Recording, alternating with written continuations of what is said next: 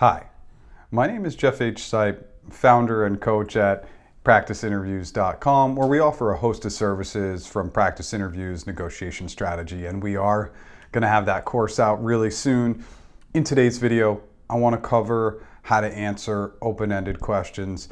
Yes, we have extensively covered this topic, but today's video, it's focused on the more nuanced items.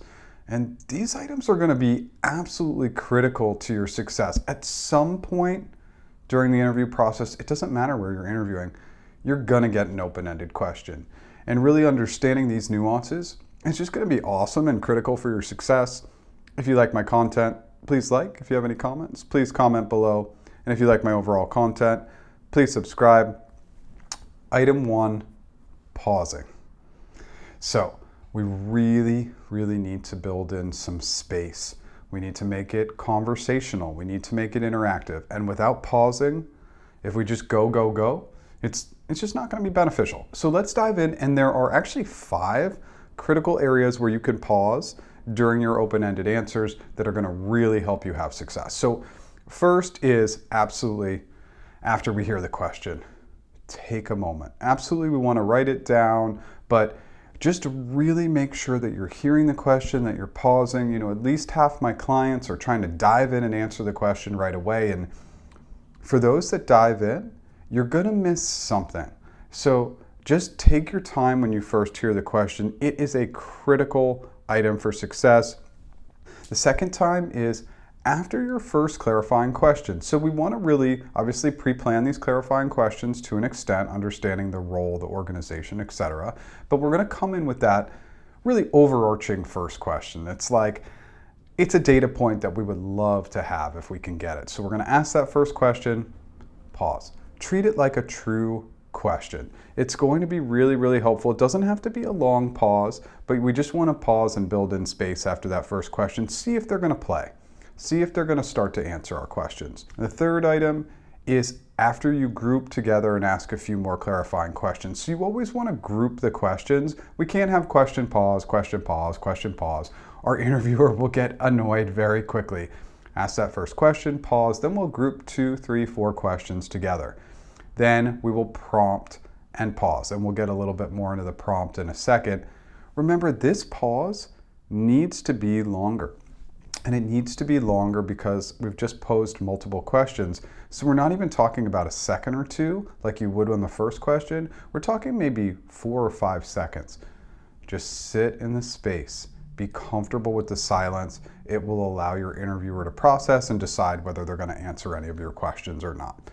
The fourth time is actually after our framework. So again, we are going to do a similar item with a prompt, which we'll get into in a moment, but the pause. The idea of the framework is presenting some high-level concepts that we might want to focus on. So just like the group clarifying questions, it's a lot of concepts. Let's give our interviewer just a little bit of time to think, hey, are they intrigued? Do they want to chat about any of those items? So again, a little bit longer pause. And then fifth is going to be after our solution, again with a prompt, and then we will pause. Now, the solutions can be up to 2 minutes. We've presented a lot of data, a lot of information.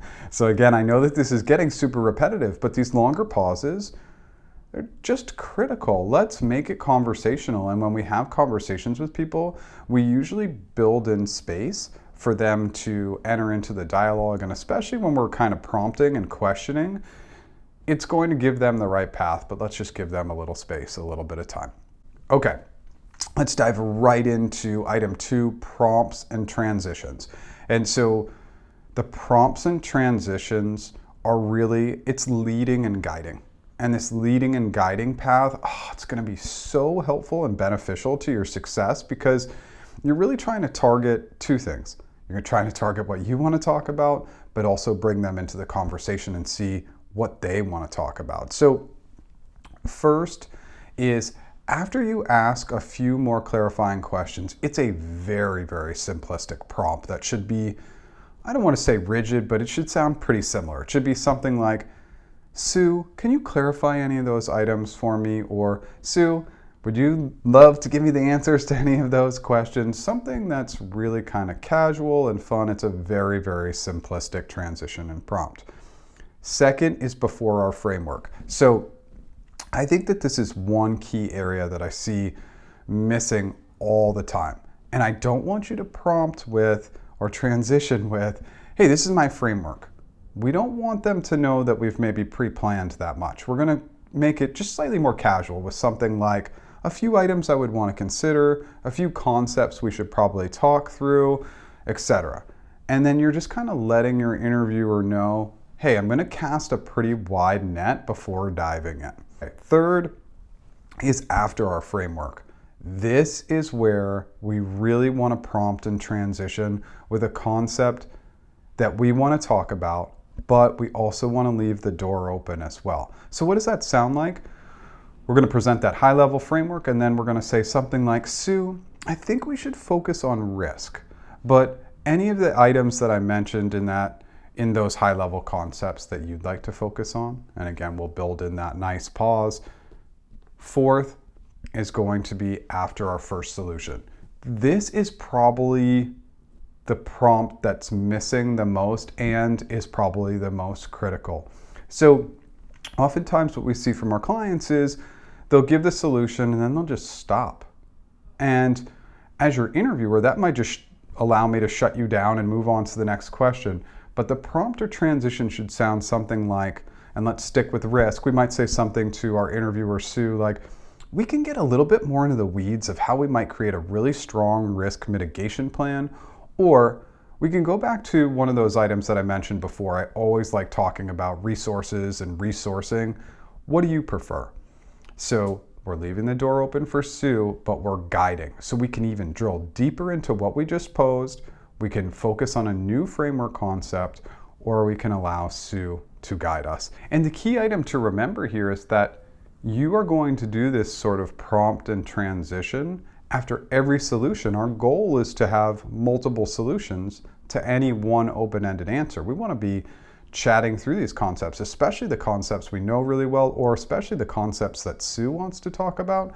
It's going to be really fun, and it's going to create a really, really good dialogue between the two of you. Item 3 is data. And this is absolutely one of the trickiest ones because it's just really hard to perfect. But let's go through the data item in 4 components. And so specifically with clarifying questions, this is paramount and critical that we are asking clarifying questions that are yes or no or either or questions. Why? Because questions that have a little bit of data, it could be really high level, something like new or existing, internal versus external, highly impactful, yes or no. It can be high level, but it's kind of the fight or flight. That's the way I want you to think about it. If you ask open-ended questions where you're not really presenting any information or data to your interviewer, in their brain, they're running away. So really think about the data. It doesn't have to be really into the weeds. Now it can be based on the question, but the data you want to be providing is just information. So even if we're asking a simplistic question like who are the stakeholders, we might want to say, is it the product team? Is it the legal team? Are they here domestically? Are they located globally? Just simplistic questions like that that are going to get the interviewer thinking about you and how you look at data and how you provide information. So it's going to be really, really helpful. Secondarily is the framework. So ironically, this is where we actually want to provide less data. Now I still absolutely, I love the framework and I want you to come in with the framework, but the majority of people who introduce a framework with too much data. And it's the additional context on each high-level concept where we don't really want to or need to get into the weeds. We get into the weeds in the solution. So what does that sound like? Really basically, you've probably seen my video on this, but if I was going to present a higher level operational framework, I would say something like, Sue, the concepts that I'd really like to kind of explore and uncover in this question are always looking at goals and objectives, correlated with the historical data, budget, timeline, and resources are always critical. Absolutely taking a look at the risk. I want to understand the overall scope and scale, understand who are my critical stakeholders, and absolutely be talking and thinking about building those great metrics, KPIs with a shared vision. So You've kept it super, super high level because, again, this is not the critical area where we're going to bring in data. We are actually prompting Sue with information to see if there's any one of those data points that she's going to want to drill down in deeper. And obviously, we are going to try and transition and kind of force that path of what we want to talk about, but we'll always kick it back to her to see what she thinks. So, third is the solution. And so the first data point that's often missing is assumptions. This is the time where we will bring in assumptions, and just know that assumptions really help us narrow down and help us pick the right data to focus on. Because if we're not picking any data, not making any assumptions, it just gets really difficult, honestly, right? So it might be something as simplistic as, Sue, I'm going to assume it's a new customer in the retail space that's going through a digital transformation. High level, very simplistic, but now we know a few items. They're new, so it's going to be a different kind of relationship. They're in the retail space, which means times of year are going to be really impactful. It's going to be different, but we're going to protect their data, but it's not going to be maybe as regulated as like finance or healthcare. And we know that they have to go through a digital transformation. So they're utilizing some sort of legacy system, right? And so just these baseline items are going to help us narrow down and really, really focus in.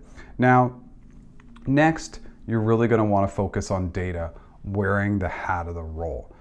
And so this is a piece that's oftentimes missing too. So we miss the assumptions, but then we miss the role-specific piece. And the role-specific piece is we're going to provide data that backs the technology and backs the skill sets of the role. So if we get back to those assumptions, well, maybe I want to focus a little bit on BigQuery because I'm interviewing for Google Cloud Platform, and I know that the analytics provided by BigQuery will really help that retail company have success. They are data points, and if you're talking about the organization's technology, it's going to be impactful. So you really want that duality. Now, not every role is going to be heavily technical, but most will tie back to the technology or the product space. So if you're wearing the hat of the role, it's going to be really, really helpful from a data perspective to tie this all in. I know that this is a lot of information, but it's really, really critical that we get into the weeds. What I see most often is that there is no data. We just talk about those concepts at a very high level, and I don't get a feel for you and why you would be a fit for the role. So the last item that I briefly want to talk about is item 4, which is taking risk. And so one of the best times to take calculated risks is in open-ended questions. And there's 2 real spaces where I really like it. One is in the clarification moment. So you may get a question that just triggers a absolutely crazy or different path in your brain. And this is where you want to pose a question to your interviewer, Sue, such as, hey, I really think that we could problem solve in a different way. Here's my recommendation. Would you like to take that path? Yes or no? And so you've provided data, you've provided a yes or no question, and you're really kind of prompting and transitioning Sue to see if she wants to head in that direction. That's one way you can do it.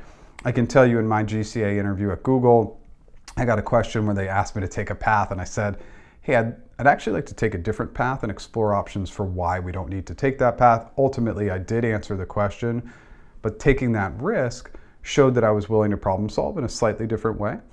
And the second area is obviously going to be in our solution. That's where we can take a lot of risks. I want you to make assumptions. I want you to get into the weeds. I want you to really create this visual of who you are. Take a stance, take a position. Don't go high level fluffy, because if you dive in and really show the interviewer who you are, yeah, it's taking a little bit of a risk, but these solutions are never going to be clean and perfect anyway. And I will tell you 100% of the time, I will always hire the person who got a little bit more into the data, a little bit more specific, took some risks, whether it was in the assumptions or actually diving into the solution, as opposed to the person who never took any risk. I know that these are a lot of nuanced items. I strongly recommend that you go back and watch maybe some of the other videos on this concept, because open-ended questions are really, really tricky. But I hope some of these data points are really helpful for you. And then just remember, some of this stuff is transferable. So this will help in other types of questions as well, really slowing down, prompting, transitioning, providing data, taking risk, it can be helpful in other types of questions as well. I hope this helps. Thanks so much.